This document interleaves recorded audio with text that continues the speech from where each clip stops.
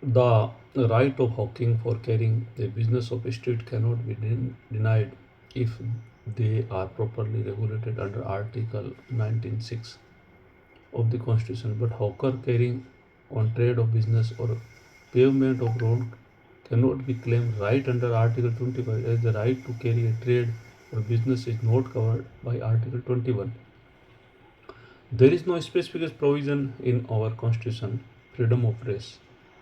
There is no specific provision in our Constitution guaranteed the freedom of press, because the freedom of press included in the wider freedom of expression, which is the guarantee of Article 19(1)(a). Freedom of expression means the freedom of express not only one's own views but also the views of others, and by any means including printing. Since however the freedom of expression is not and the absolute freedom, it is subject of limitation contained in clause 2 of the Article 19. Laws may be passed by the state imposing reasonable restriction on the freedom of press in the interest of security of the state, the sovereignty, the integrity of India, friendly relation of foreign states, their state public order, decency of morality, or the prevention of attempt of court, defamation or incitement to an offence. Absolute, unlimited, and unfettered freedom of press at all time and in all circumstances would be lead to disorder and anarchy. The newspaper serve as a medium of exercise of freedom of speech. Any expression of opinion would not be immune from the liability of exceeding the limits. If a citizen in the grab the exercising the right of expression guaranteed at Article 19(1) tries to scandalize the court or undermines the dignity of court, then the court would be entitled to exercise the power under the contempt of provision. The press as such has no special privileges in India from the fact that the measure of freedom of the press is the same as the ordinary citizen under Article 19(1)(a). Several proposition emerges. The press is not immune from the ordinary form of taxation, the application of general laws relating to industrial relations, the regularization of the condition of services of the employees. But the view of guarantees of freedom of expression is not expression. It would not be legitimized for the state to subject to press of laws which take away a bridge the freedom of expression or which curtail circulation, the thereby narrow of scope of decimation of information or filter its freedom to choose its mean of exercising the right, or would undermine its independence by driving it to seek government aid. To single out the press for the laying upon the excessive prohibitive burden which would be restrict circulation, impose the penalty on its right, or choose the instrument for the exercise or seek a alternative media, to impose a specific tax upon the press deliberately calculated to limit the circulation of the information when the constitutionally of an enactment especially directed against the press is challenged. The court has to test it by standard or substantive and procedural reasonableness. As earlier as explained earlier, enactment of this nature, the Punjab Special Power Press Act 1956 come up before the Supreme Court of Virendra versus State of Punjab, and the court annulled one of its provision with while upholding another on the following grounds: a law which empowers the government to prohibit for a temporary period the entry of literature or a specified class likely to cause communal disharmony would not be held to be unreasonable if it complies with the procedural requirement of the natural justice, but it would be unreasonable if it empowered the state of government prohibit the bringing into the state of any newspaper on is being satisfied that such action was the necessary for the maintenance of communal harmony or public order, inasmuch it is a place the whole matter of subjective satisfaction of the state government without even providing for a right of representation to the party affected. Since the expiry of Press Objectionable Matter Act 1951 in 1956, there was no All India Act of Control of the Press in India, but the 1975 the Parliament enacted the Prevention of Publication Objectionable Matter Act 1976, and more rigorous provision at its permanent form in April 1977. The Janata government repealed this act. Subsequently, however, the position was further buttressed by the inserting a new article of Constitution itself, Article 36(1)(a) and the Constitution 44th Amendment Act 1978, censorship of the press. Again, it is not especially prohibited, therefore the constitutionally censorship. Censorship of the press again is not especially prohibited by the provision of Constitution like other the restriction, therefore the constitutionally has judged by the test of reasonableness within the meaning of clause 2. Soon after the commencement of Constitution and prior to the insertion of the word reasonable is clause 2, the question is validity. Censorship come up before our Supreme Court, the case of Brijbhushan versus State of Delhi. In fact, of this case follows Section 71C of East Punjab Safety Act 1949, provided that the provincial government is satisfied that such action is necessary for preventing or combating any activity prejudicial to the public safety or maintenance of the public order may be ordered to writing addresses to a printer, publisher, editor required that any matter relating to a particular subject or a class subject shall before the publication was submitted for scrutiny. Similarly, provision of the Madras Maintenance of Public Order Act 1949 were which alleged in the allied case of the Ramesh Thapar versus State of Madras. In majority of Supreme Court has no difficulty has holding that the imposition of pre-censorship on the journal was a obvious restrictions upon the freedom of speech and expression of guaranteed by clause 1A of Article 19 that the public safety or a public order was not covered by the expression of security of the state and the impugned law was not therefore the saved by clause 2 and it then stood. Shortly after the decision, clause 2 was amended by the Constitution First Amendment Act 1951 inserting public order in clause 2, hence the ground replied upon by the majority in the class of Ramesh Thapar and Brijbhushan is no longer available. The word reasonable was also inserted in clause 2 by the same amendment. The result of the twofold amendment is that the censorship is imposed in the interest of public order. It cannot at once be held to be unconstitutional and filter upon the freedom of circulation, but its unreasonableness has to be determined with the reference to the circumstances of its imposition. In this sense, the introduction of the word reasonable has not been an unmixed blessing for the censorship of press. In the time of peace, it's sometimes unimaginable either in England or the untitled state of a modern time. But under our constitution, as the Supreme Court decision Virendra versus State of Punjab suggests, even a time of peace censorship may be valid if it is subjected to reasonable safeguard, both from the substantive and procedural standpoint, but not otherwise. The provision before the court were Section 2 and 3 of Punjab Special Power Press Act 1956, which is the similar to that in Section 71C of the East Punjab Public Safety Act 1949, which had been impugned in Brijbhushan case, except that in the Act of 1956, what was authorized was even more drastic upon the pre-censorship with a total publication.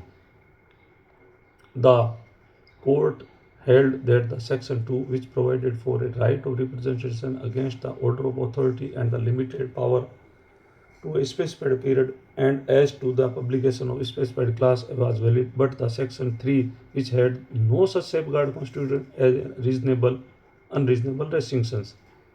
It would therefore follow that a provision for pre-censorship nor for a limited period in emergent circumstances and subject to procedural safeguard as in Section 144 of the Criminal Procedure Code 1973 is valid.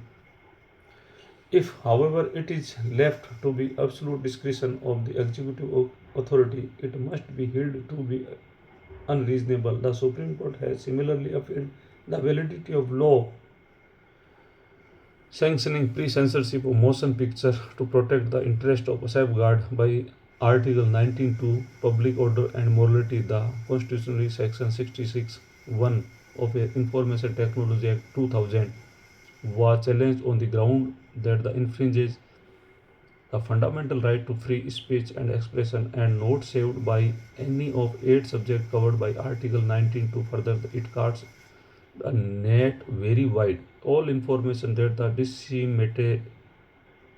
disseminated over the internet included within reach. Supreme Court held that Section 66A create an offence which is vague and overbroad and therefore unconstitutional. Article 19(1)(a) and not saved by Article 19(2). It should be noted that the proclamation of emergency is made under the Article 352. Article 19 itself remains suspended. Article 358 so that the free censorship may be imposed without any restraint. See Chapter 25. Thus, immediately after the proclamation of emergency on the ground of internal disturbances, in June 1975, censorship order was issued 26 June 1975 under Rule 41 of the Rules made under the Defence and Internal Security of India Act 1971. Should be noted that the defeat of Mrs. Indira Gandhi at the election of 1977, the proclamation of internal emergency was revoked on the 21st and press censorship order was revoked on 22 March 1977. Article 19 would also be implication in cases where the Article 31A and 31C are attracted. These exceptions of fundamental right, which have been introduced by subsequent amendment, will be discussed at the end of chapter. Freedom of press, freedom of press relating to court proceeding is an important case which arose from an order of a division bench of a High Court of Judicature in Madras, wherein the High Court, while hearing writ petition under Article 226 of Constitution, alleged to have made certain oral remarks attributing the responsibility to Election Commission to surge in the number of cases COVID-19 due to failure of implement appropriate COVID-19 safety measures and protocol during the election. The Supreme Court observed court stand as a staunch proponent of freedom of the media to report court proceedings. This is believed integral to the freedom of speech and expression of these to speak of those who wish to hear and to be heard, and above all holding and judicially accountable to the values which justified existence as a constitutional institute. The court, Supreme Court observed, the court stand a staunch proponent of a freedom of the freedom of media to report court proceedings. This is the belief the integral to the freedom of speech and expression of those who speak, those who wish to hear and to be heard, and above all holding judiciary accountable to the values which justified its existence as a constitutional institution. Supreme Court further observed that the duty to preserve the independence of the judiciary and to follow freedom of expression to the judges in the court is one of the spectrum. Other end of the spectrum, which is the equally important, that is the power of judges must not be unbridled, and the judiciary at a stance must be exercised before using strong scathing language of criticize any individual institution. Article 20 guarantees protection in certain respect against the conviction of offences by prohibiting retrospective criminal legislation, commonly known as ex post facto legislation, double jeopardy and punishment for the same offence more than once, compulsion to give self-incriminating evidence. Article 20 protection of respect of conviction for offences. Article 20 protection in respect of conviction for offences. Article 20 guarantees protection in certain respect against conviction of offences by prohibiting retrospective criminal legislation, commonly known as ex facto legislation, double jeopardy punishment for the same offences more than once. Compulsion is to give self-incrimination evidence. A prohibition against ex post facto legislation. The provision against facto ex, ex post facto legislation is contained in clause 1 of Article 20 of our Constitution, which run as follows: no person shall be convicted any offence except for violation of a law in force at the time of the commission of the act charged as an offence, nor the subjected to a penalty greater than that which might have been inflicted under the law force at the time of the commission of the offence. This is limitation upon the law making power of the legislation in India. A law is said to the prospective when is effect act done for omission made after the law come into effect. The majority of law are prospective in their operation, but sometimes the legislator may be retrospective effect to a law. That is to say, to bring within the operation of law not only future fact and omission, but also fact of the omission committed upon even prior to the enactment of the law is in question. Through the ordinary legislation can enact prospective as well as retrospective law. According to the present clause, a legislator shall not be competent to make a criminal law retrospective, so the provided that a person may be convicted for an act which was not an offence under the law in force at the time of commission of that act, or the subject can accuse to a penalty greater than that which might have been inflicted under the law in force at the time of the commission of the offence. In other words, when the legislator declare as an act to be an offence or a provided penalty for an offence, it cannot be make the law retrospective, so the prejudicially affected the person who have been committed such act prior the enactment of the law. Enlarging the penal provision for the prosecution would be violative of Article 21. Prohibition against the double jeopardy and contained a clause 2 of the Article 20, which runs thus: no person shall be prosecuted and punished for the same offences more than once. The expression double jeopardy is used in the American law but not in the our constitution. Never the clause 2 Article 20 in effect lays down the similar principle as has been laid down by Supreme Court in Venkataraman versus Union of India. Article 22 refers to judicial punishment and gives immunity to a person. Immunity to a person from being prosecuted and punished for the same offences more than once. In other words, if a person has been prosecuted and punished in a previous proceeding of an offence, he cannot be prosecuted and punished for the same offences again in a subsequent proceeding. A person cannot be punished for the same offences twice and cannot be compelled to a witness against himself. If any law provided for such double punishment, such law would be avoided. The article, however, does not give immunity from the proceeding other than the proceeding before a court of law, judicial tribunal. Hence, the government servant who has been punished for an offence in a court by a law yet be subjected to departmental proceeding for the same offence was conversely. If the accused was neither convicted nor acquitted in the charges against him in the first trial, his retrial would not be amount of double jeopardy. The prosecution and punishment under two sections of an act, offences under the two sections being distinct from each other, does not amount to a double jeopardy.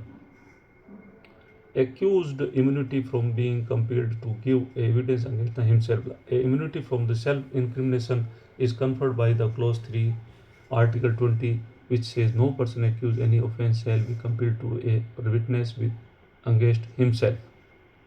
No person accused of any offence shall be compelled to be a witness against himself. The scope of immunity has prima facie has been widened in our Supreme Court by interpreting the word of witness to comprise both oral and documentary evidence, so that no person can be compelled to furnish any kind of evidence which is reasonably like to support prosecution against him. Such evidence must, however, be in the nature of communication. The prohibition is not attracted by any subject or a documented research and seized from the possession or the accused, or for the same reason the clause does not bar the medical examination of the accused or the obtaining thumb impression or the specimen signature from him. Secondly, the immunity does not extend to civil proceeding or other than criminal proceeding. It has also been explained by the Supreme Court that is the order to claim of immunity from being compelled to make self incriminating statement. It must appear that the formal accusation has been made against the personal at the time when the asked to make incriminating statement. He cannot claim the immunity of some general inquiry investigation on the ground that the statement may be some later state lead to an accusation. An administrative and quasi-criminal proceeding to a protection of Article 23 will become available only after the person has been formally accused of the committing an offence. The compulsory administration or narco-analysis technique amount of testimonial compulsion and thereby be triggered protection of Article 23 of the Constitution. Thank you.